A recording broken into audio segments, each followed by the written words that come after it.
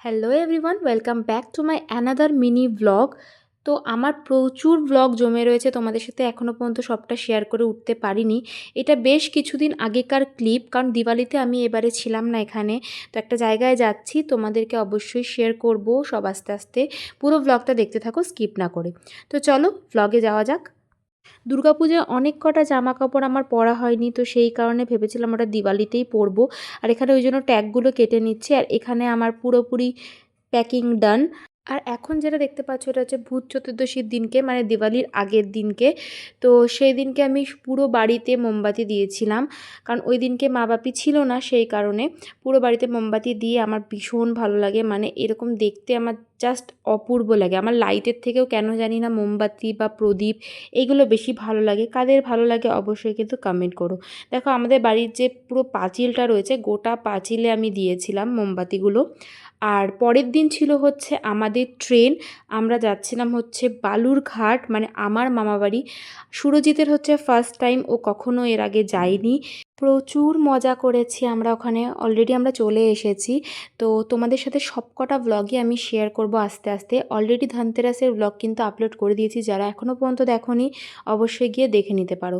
আর এটা দেখো আমি রান্না করছিলাম সেই দিনকেই রাতের, কারণ এটা হচ্ছে আমি ট্রেনে নিয়ে যাব। কালী পূজা কবে কেটে গেছে, তবুও এখানে বাজি ফেটে যাচ্ছে, আর আমার একটু ভয়েস ওভার দিতে একটু অসুবিধাই হচ্ছে। যাই হোক, তোমরা একটু অ্যাডজাস্ট করে নিও। আর এখানে হচ্ছে আমি বানাচ্ছিলাম সেদিনকে চিকেন কষা আর জিরা রাইস। দেখো শুনতে পেলে বাজি আওয়াজ হচ্ছে প্রচণ্ড, মানে থেমে থেমে আমি আর ভয়েস ওভার দিতে পারছি না, একটু অ্যাডজাস্ট করে নিও। আর এখানে দেখো আমি জিরা রাইসটা বানাচ্ছি হচ্ছে রাইস কুকারে, কারণ আমি রাইস কুকারেই ভালো জিরা রাইস বানাতে পারি।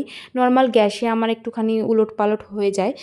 তারপরে সব কিছু রান্না কমপ্লিট করে প্যাকিং করে আমি সুন্দরভাবে রেখে দিয়েছিলাম ফ্রিজে, কারণ পরের দিন আমাদের সেটাকে নিয়ে যেতে হবে। ওই কারণে সকালবেলা উঠে আমার টাইম থাকবে না করার মতন, কারণ সকালে আমাদের ওই 7টা কততে ট্রেন ছিল হাওড়ার থেকে।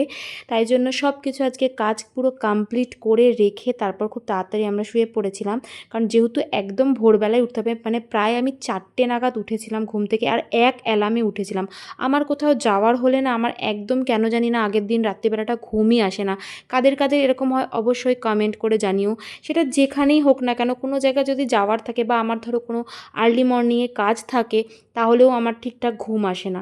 দেখো আমরা এখানে পুরো বেরিয়ে পড়েছি, এই যে সুরজিৎ আর আমি নিজেরকে দেখাচ্ছিলাম যে এই আউটফিটটাই পরেছি, কারণ আমার ট্রেনে একটুখানি কমফর্টেবল জামা কাপড় না হলে আমার একটু অসুবিধা হয়। প্রচণ্ড বাজি ফাটছে আমি জানি, আই এম সো সরি, এর জন্য একটু ইগনোর করো। কারণ এতক্ষণ ধরে আমি চেষ্টা করছি ভয়েস ওভার দেওয়ার, প্রায় আধা ঘন্টা ধরে আমি এই 3 মিনিটের ভিডিওর ভয়েস ওভার দিলাম। যাই হোক, এখানে হাওড়ায় পৌঁছে গেছি, বাকিটা তোমাদের নেক্সট ব্লগে দেখাবো। আর সবাই খুব ভালো থেকো, সুস্থ থেকো, দেখা হচ্ছে নেক্সট ভিডিওতে। টাটা।